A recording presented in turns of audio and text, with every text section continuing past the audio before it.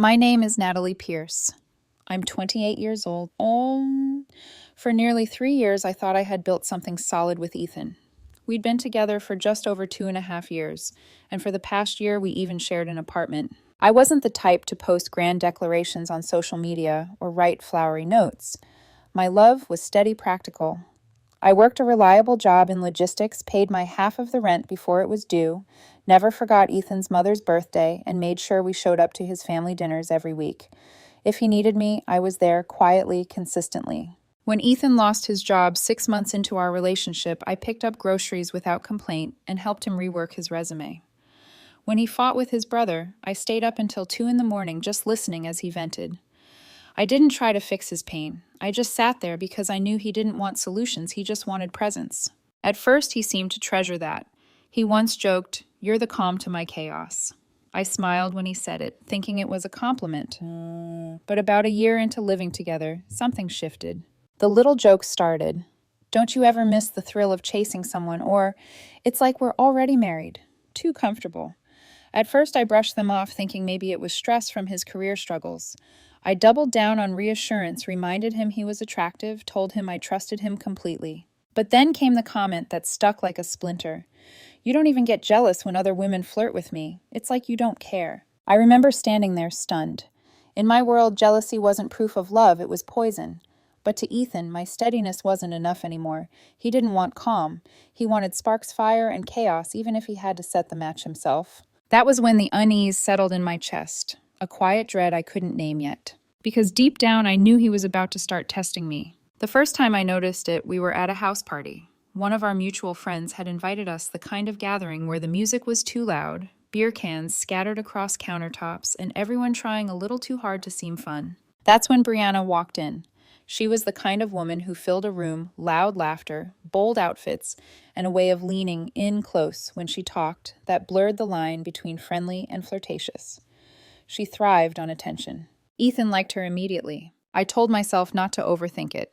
She was a friend in our circle, and Ethan was allowed to have friends. But the way he gravitated toward her, it gnawed at me. That night, I came back from the kitchen carrying drinks when I saw them, Ethan and Brianna, heads tilted too close, laughing at something. She touched his arm in a way that wasn't casual, and then, as if on cue, she glanced at me. It wasn't a quick glance, it was deliberate, her hand still on him, her eyes locking with mine. Ethan noticed I was watching, and instead of pulling away, he smiled faintly, almost daring me to react. I froze. My instinct was to trust, to not feed into whatever game was happening. So I just stood there for a beat, then walked past them like nothing was wrong. On the car ride home, Ethan was quiet. Too quiet. Until finally he broke the silence. "You didn't even flinch tonight," he said, his voice low. I frowned. "What are you talking about?" He shot me a look. "With Brianna. I was practically draped over her, and you didn't even care." The words sank like stones. "Wait, you did that for a reaction?" Ethan leaned back in his seat, arms crossed. "Natalie, seriously. If you saw me cozy with another woman and felt nothing, what does that say about us?" I blinked, trying to wrap my head around it. "It says I trust you, or at least I did." That should have ended the conversation, but Ethan wasn't finished. He leaned forward, his tone sharper now. "You never get jealous. It's like you're emotionally asleep. Brianna got more riled up about a stupid drinking game than you ever do about me." That stung. I gripped the steering wheel tighter, keeping my voice calm.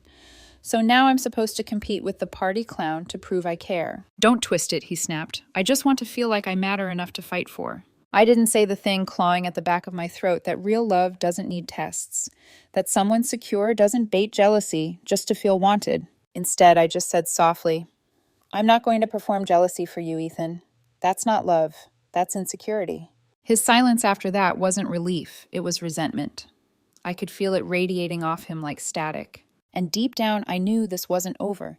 He hadn't gotten the reaction he wanted, which meant he would push harder. A week later, Ethan invited me to a party one of his coworkers was throwing. I didn't want to go.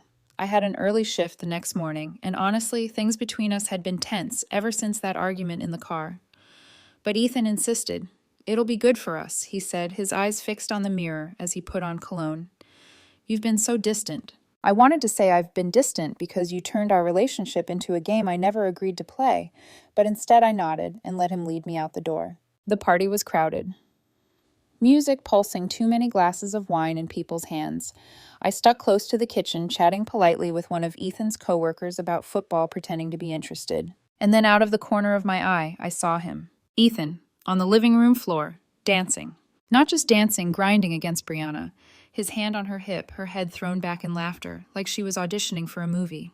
But the worst part, his eyes. Even as Brianna spun around him, Ethan's eyes locked onto mine across the room, and then he smirked.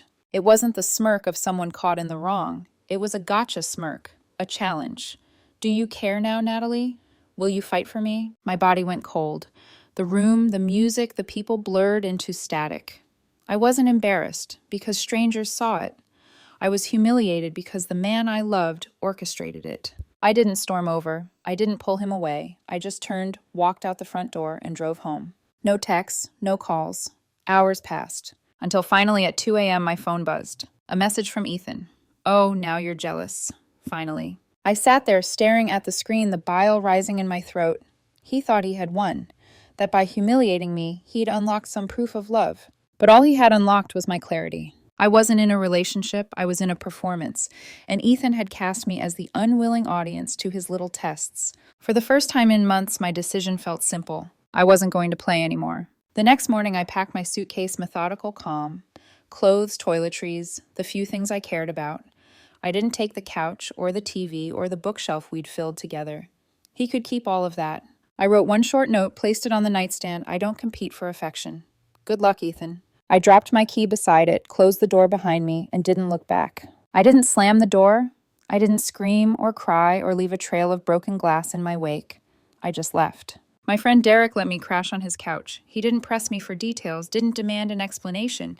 He just handed me a beer and sat with me in silence, the kind of silence that feels like safety. When I finally told him what happened, he sighed softly and said, Nat, he's been testing you for a while. You just stopped playing. And he was right. But Ethan didn't see it that way. The first wave of texts came the next morning. Ethan, I don't get it. You just leave no conversation. Can we talk, Ethan? You're being unfair. Brianna means nothing to me. Not a shred of apology, not a single acknowledgement of what he'd done, just complaints. When I didn't respond, the calls began. 10 missed calls in one night, then silence, then another barrage the next morning. The tone shifted quickly. Ethan, you're being so cold. Is this what you do? Shut down when things get complicated. Ethan, wow, I guess I was right. You never cared as much as I did. The manipulation was textbook flip. The roles paint himself as the victim, make me the villain for walking away. When that didn't work, he got creative. Alternate Instagram accounts. New numbers. One was literally named Fresh Start 2025. I laughed out loud when I saw it. Nothing screams growth like hiding behind a fake username to stalk your ex. Then came the mutual friends. Hey, Ethan's really hurting. Maybe just hear him out. But I'd lived with his hurt. I'd carried it. I'd sacrificed my own peace to protect his ego. So I finally replied once to a mutual friend, so was I. He just didn't notice. And that was the last explanation I gave. Slowly, I began to notice something else. The mutuals stopped bringing him up altogether. His drama was exhausting, not just for me, but for everyone. It was like the storm he created had finally spun out, leaving him in the center alone. And me. For the first time in a long time, I was breathing again. Weeks passed. I found a small apartment closer to work. It wasn't fancy, but it was mine. The first morning I woke up there, I noticed something I hadn't felt in months: silence. Not the heavy, suffocating silence of an argument waiting to erupt, but the soft, steady quiet of peace. I built routines again, started hitting the gym before work, cooked meals that were just for me. No one else's preferences hovering over my shoulder. Slept through the night without waking up to the vibration of late-night arguments or endless "where are you" texts. And slowly I started to feel human again. Meanwhile, Ethan's chaos spilled outward. A mutual friend mentioned casually over coffee. Yeah, things with Brianna didn't last. Imploded in 2 weeks. The second she realized he wasn't just fun at parties, but needy. She bailed. Apparently, she blocked his number, stopped responding altogether. One night, when he tried confronting her at another party, she laughed in his face and said, "You got what you wanted, made Natalie jealous. Go celebrate." The irony tasted bittersweet. That was the gamble he chose, and he lost. But I didn't feel triumphant. Not really. Just detached. Around this time, I started talking to someone new. His name was Daniel. He wasn't flashy, he wasn't loud, he didn't make everything into a performance. We met through a mutual friend, and our first real conversation stretched for hours. He asked questions and actually listened, no hidden motives, no traps, just easy warmth. For the first time, I wasn't bracing myself for tests. I wasn't decoding every word, every glance. I was just me. And that was enough. The contrast between Ethan and Daniel was staggering. One needed me to burn to prove he was worth the fire.